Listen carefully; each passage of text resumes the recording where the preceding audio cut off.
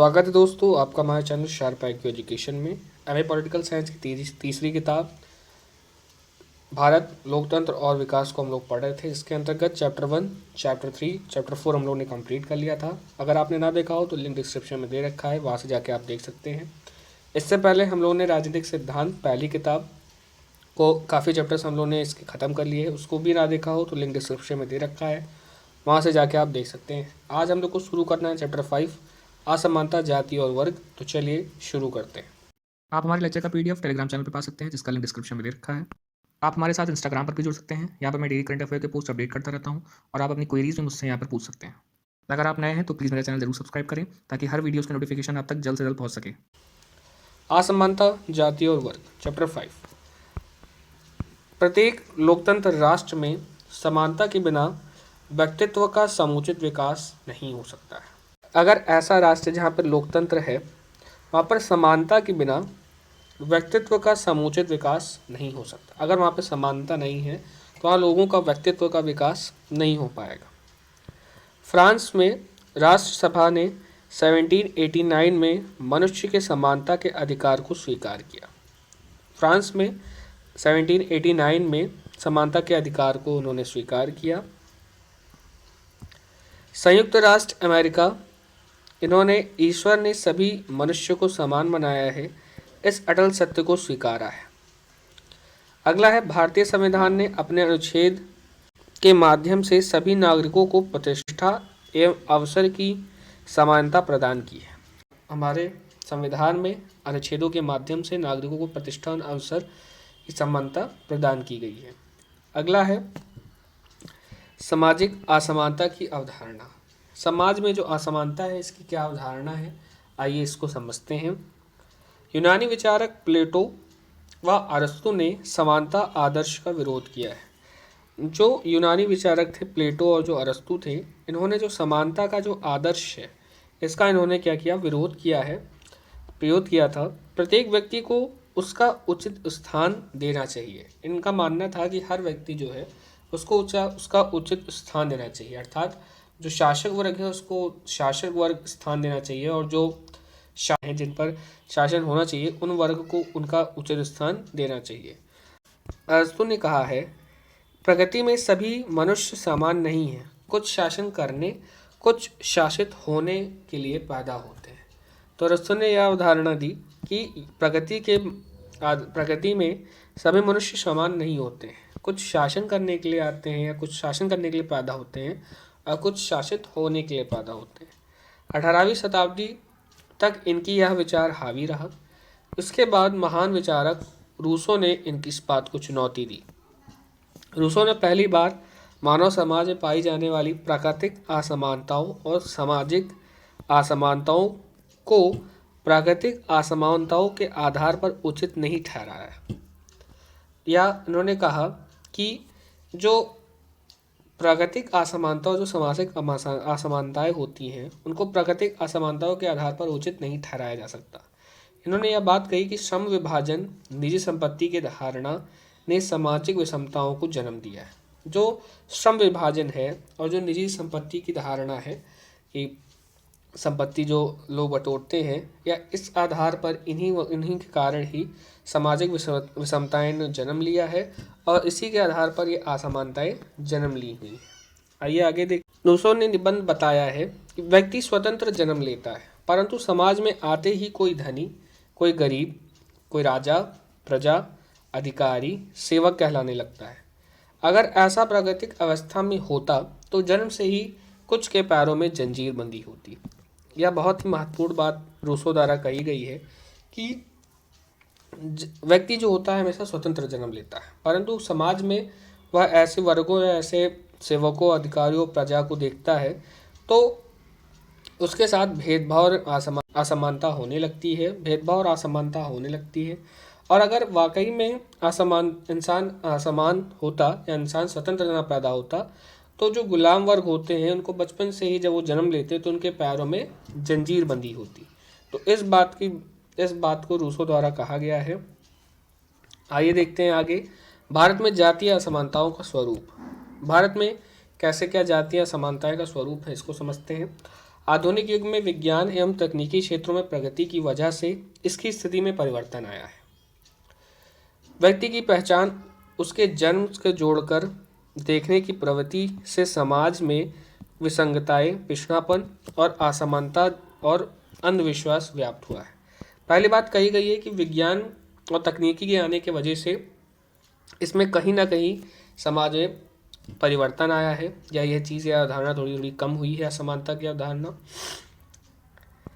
अगला है व्यक्ति की पहचान उसके जन्म से देखने की वजह से या जन्म से जोड़ने की वजह से समाज में विसंगतियां, पिछड़ापन और असमानता और अंधविश्वास जो है हमारे भारतीय में व्याप्त हो चुका है, हमारे भारतीय समाज में व्याप्त है। आगे देखते हैं, जातिगत कठोरताओं, छुआछूत को कम करके ब्रिटिश प्रशासनिक व्यवस्था ने सामाजिक जीवन पर गहरा प्रभाव डाला। इससे भारत में सामाजिक अलगाव कम हो गया। तो जातिगत कठोरताओं और छुआछूत को कम करके, पहले हमारे देश में इतनी कठोर जातिगत व्यवस्था थी कि एक वर्ग को वहाँ का पानी नहीं पीते थे, अगर वह किसी कुएं से पानी निकाल लेता था तो उस पूरे कुएं को धुलना पड़ता था। तो ऐसी अवधारणाएं, ऐसी जातिगत अवधारणाएं हमारे भारतीय समाज में विद्यमान थी। तो जब ब्रिटिश प्रशासन आया, ब्रिटिश प्रशासन व्यवस्था लागू हुई, तो इसने हमारे जीवन पर बहुत ही गहरा प्रभाव डाला। इससे जो भारतीय समाज में जो अलगाव था, जो ऐसी कृतियाँ थी, वो धीरे धीरे कम होने लगी। आगे देखते हैं, भारत में वर्ग असमानताओं का स्वरूप। सामाजिक वर्गीकरण उत्पादन व्यवस्था के आधार पर नए उत्पादन व्यवस्था, नए उत्पादन संबंधों, नए सामाजिक आर्थिक वर्गों को जन्म दिया है।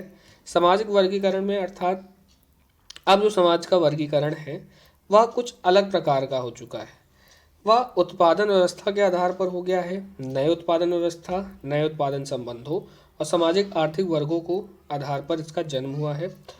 अंग्रेज शासन के प्रभावित होने के बाद भारतीय समाज में पुराने वर्ग नष्ट हुए हैं, जैसा कि हस्तशिल्प या ऐसे वर्ग होते थे, या हमारे भारतीय समाज में अंग्रेजी शासन से प्रभावित होने के बाद ये नष्ट हो गए हैं। और अब नए वर्गों ने जन्म लिया है। नए वर्ग कौन कौन से थे? सूदखोर वर्ग, पूंजीपति वर्ग, बुद्धिजीवी वर्ग, मध्यम वर्ग और मजदूर वर्ग। तो अंग्रेजों द्वारा प्रभावित होने के बाद भारतीय समाज में नए वर्गों ने जन्म लिया था। आगे देखते हैं, ब्रिटिश से पहले व्यापारी वर्ग भी हमारे यहाँ होता था, पर वह आधुनिक अर्थों में पूंजीपति नहीं कहा जा सकता। यानी हमारे पहले भी समाज में, जब ब्रिटिशर्स नहीं आए थे, उससे पहले भी व्यापारिक वर्ग होते थे, परंतु वह इतने क्रूर या इतने ब्रिटिशर्स द्वारा जो वर्ग जन्म लिया था, पूंजीपति वर्ग, उससे इनका तुलना नहीं की जा सकती है। वह व्यापारिक वर्ग अलग था और यह पूंजीपति वर्ग अलग है। भारत से कच्चा माल खींचने तथा ब्रिटेन से तैयार माल भारत में ढकेलने का प्रयास किया गया था ब्रिटिश द्वारा। वस्त्र, चीनी, चमड़ा, तंबाकू, इस्पात, सीमेंट, इन सब का यहाँ से क्या किया जाता था? निर्यात किया जाता था। 1914 के बाद कई इंडिया कंपनी खुली। 1914 के बाद भारत में भी कई इंडियन कंपनियां खुलना शुरू हुई। अंग्रेजों से पहले भारत में आत्मनिर्भर ग्राम समुदाय था। सारे गांव का अपनी ज़मीन पर मालिकाना हक होता था, परंतु अंग्रेजों ने यह हक छीनकर पूंजीपति जमींदारियों को दे दिया, जिससे आसानी से लगान मिल सके। तो होता क्या था कि पहले जो हमारा ग्राम समुदाय था, जो ज़मीनें होती थी वो वहाँ के लोकल लोगों की होती थी, जहाँ पे वो अपने खेती बाड़ी करके अपना आसानी से जीवन यापन करते थे। परंतु अंग्रेज़ों ने लगान कर हेतु यह ज़मीन उन ग्राम समुदायों से छीनकर पूंजीवादी और जमींदारों को दे दिया, ताकि वह उनके पालतू बन सके और वह सारे जो कर हैं और जो लगान है आसानी से अंग्रेज़ों को दे सके। तो इस चीज़ के कारण पूंजीपति और जमींदारी वर्ग और ज़्यादा उच्च हो गया और मजदूरों, किसानों को और भी ज़्यादा शोषण होने लगा। आज़ादी के बाद अंग्रेज़ों द्वारा बनाए गए इन जमींदारों वर्ग को भूमि सुधार कानून के द्वारा खत्म करने की कोशिश की गई, परंतु आज भी यह संपन्न है। जब आज़ादी हो गई तो उसके बाद इन्हें ब्रिटिशर्स द्वारा बनाए गए ये पूंजीपति और जमींदारों वर्ग थे, इनको खत्म करने की कोशिश की गई भूमि सुधार कानून के द्वारा, परंतु आज कहीं ना कहीं यह कहीं ना कहीं है और यह आज भी संपन्न है। कृषक समुदाय सबसे ज़्यादा प्रभावित हुए, जो कृषक समुदाय थे वो सबसे ज़्यादा प्रभावित हुए थे। बेगारी करने पर वह मजबूर होते थे। जो कृषक वर्ग होते थे वह भी क्या होते थे, बेगारी करने के लिए बेचारे वह सब भी मजबूर होते थे। यानी जब वह लगान नहीं चुका पाते थे तो वह जमींदारों के उनकी पूरी पीढ़ी दर पीढ़ी जमींदारों के यहाँ काम करती थी, गुलामी करती थी और वह बेकारी करने पर मजबूर हो जाती थी। समय समय पर किसान विद्रोह हुए, बहुत ही समय समय पर किसान विद्रोह देखे जाए थे। आप जानते ही होंगे कि समय समय पर काफ़ी सारे किसान विद्रोह हुए। मजदूर वर्ग भी इससे प्रभावित हुए। परंतु जो ब्रिटेन से कोई चीज़ जो विरासत में मिली थी वह थी सिविल सेवाएं। सिविल सेवाएं एक ऐसी थी जो ब्रिटेन से हम लोग को विरासत में मिली, या आज भी बहुत ज़्यादा महत्वपूर्ण है। ये कौन कौन सी सिविल सेवाएं हैं या यूपीएससी द्वारा कंडक्ट कराई जाती हैं? आईएएस, आईपीएस, आईएफएस, ऐसी सारी सेवाएं सिविल सेवाएं के अंतर्गत आती हैं। आगे देखते हैं जाति और वर्ग शासन तंत्र के अंतर संबंध। आइए इसके अंतर्गत समझते हैं क्या बात कही गई है। एक जाति का पेशा पुत्र अपने पिता से पुश्तैनी रूप में सीखता है। अर्थात अगर किसी का पिता सुनार है तो उसका पुत्र भी वही जीविका, वही पुश्तैनी जीविका अपना लेता है और वह भी उसी रोजगार में वह भी लग जाता है। तो यह क्या रोजगार कैसा हो जाता है? पुश्तैनी हो जाता है और प्रायः उसी को अपनी आजीविका के साधन के रूप में सिखा कर लेता है। जाति जन्म के साथ ही प्रत्येक व्यक्ति की समाज में स्थान नियमित कर देता है। अर्थात जो जाति होती है वह जन्म के साथ ही प्रत्येक व्यक्ति, अगर जो भी प्रत्येक व्यक्ति है वह समाज में उसका स्थान निश्चित कर देती है। जाति जो होती है वो समाज में उस व्यक्ति का जो स्थान है वो फिक्स कर देती है समाज में। अगला है वर्ग। कर्म के आधार पर प्रत्येक व्यक्ति का समाज में स्थान नियमित करता है। वर्ग जो होता है वह काम के आधार पर हर व्यक्ति की समाज में स्थान को दर्शाता है। जाति, इस आधार पर व्यक्ति अपना व्यवसाय को निश्चित करता है और जाति के प्रति निष्ठा बढ़ती है, परंतु वर्ग में ऐसा कुछ नहीं होता। जाति क्या होती है? इस आधार पर जो व्यक्ति है अपना व्यवसाय को निश्चित करता है। उसकी जो रोजगार है, इसकी जो व्यवसाय है वह जाति के आधार पर उसको मिलती है, परंतु जो वर्ग होता है वह वर्ग ऐसा नहीं होता। अर्थात कहने का मतलब ये है, अगर कोई उच्च वर्ग है तो उसका जो कार्य होगा वह उच्च होगा, या यदि कोई अधिकारी वर्ग है तो वह अधिकारी वर्ग कोई भी हो सकता है, किसी भी जाति का हो सकता है, वह उसके काम पर निर्भर करता है। परंतु जो जाति होती है जैसे कि सुनार हो गए, लोहार हो गया, तो यह एक तरह से उसके रोजगार और समाज में स्थान को दर्शाती है। जैसे जैसे लोकतंत्र बढ़ रहा है वैसे वैसे जाति का महत्व बढ़ रहा है और जाति में विविधता उत्पन्न हो रही है। तो जैसे जैसे लोकतंत्र बढ़ रहा है, जान ही रहे हैं, वैसे वैसे जो जाति का महत्व भी है वह भी धीरे धीरे बढ़ता जा रहा है। नए नए रिजर्वेशन चीज़, नए नए कानून लाए जाते हैं, तो इससे जो महत्व होता है वो जातियों का बढ़ रहा है। अब कहीं भी ज़्यादातर असमानताएं नहीं है हमारे भारतीय समाज में। और सहभागिता की राजनीति, आइए इसको समझते हैं। लोकतंत्र समाज की विकास की प्रक्रिया रुक रुक कर धीरे धीरे चलती है। जो लोकतंत्र समाज की विकास की प्रक्रिया रुक रुक और धीरे धीरे चलती है। श्री रजनी कोठारी ने इस पर चर्चा की। अभी भी विभिन्न सामाजिक वर्ग एवं जातियों के बीच संसाधनों, सत्ता और हकदारी तक पहुंचना समानुपात में नहीं है। अभी भी विभिन्न सामाजिक वर्ग एवं जाति के बीच संसाधनों, सत्ता, हकदारी तक पहुंच समानुपाती में नहीं है। अर्थात कहने का मतलब यह है कि अभी भी कहीं ना कहीं जातियों और वर्गों में जो सत्ता है और जो हकदारी है वह समानुपाती नहीं है, अर्थात बराबर बराबर इसका वितरण अभी भी नहीं हो पाया है।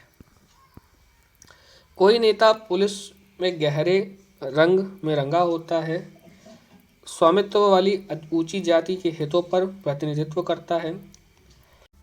जो कहीं ना कहीं आज भी ऐसे नेता होते हैं उनके साथ पुलिस भी रंगी होती है, और जो ऊंचे वर्ग व ऊंचे जाति लोग होते हैं उनका वह क्या करते हैं? प्रतिनिधित्व करते हैं, उनका समर्थन करते हैं। यह बात इसके अंतर्गत कही गई है। भारत की राजनीति जाति के इर्द गिर्द घूमती है।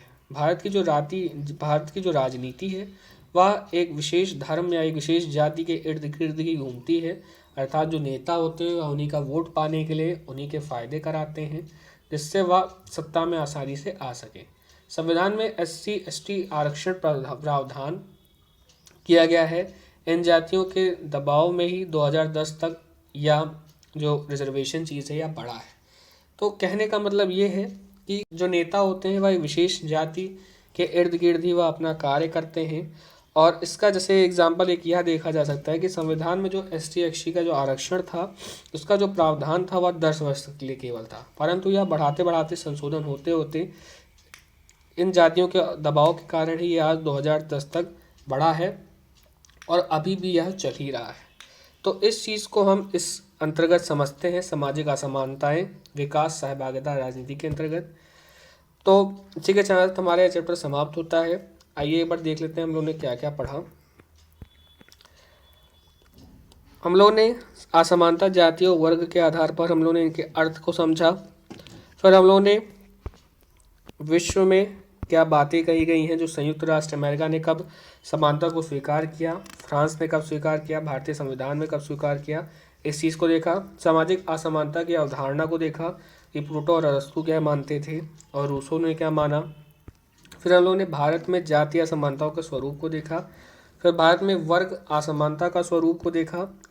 फिर हम लोगों ने जाति शासन तंत्र के अंतर संबंध को देखा और सामाजिक असमानताओं, विकास और सहभागिता की राजनीति को देखा कि कैसे राजनीति एक विशेष जाति और धर्म के इर्द गिर्द घूमती है। इसी के साथ हमारा चैप्टर समाप्त होता है। धन्यवाद। अगर आपको मेरा लेक्चर पसंद आता है तो इस चैनल को सब्सक्राइब करें, लाइक करें और अपने दोस्तों के साथ शेयर करें। Thanks for watching.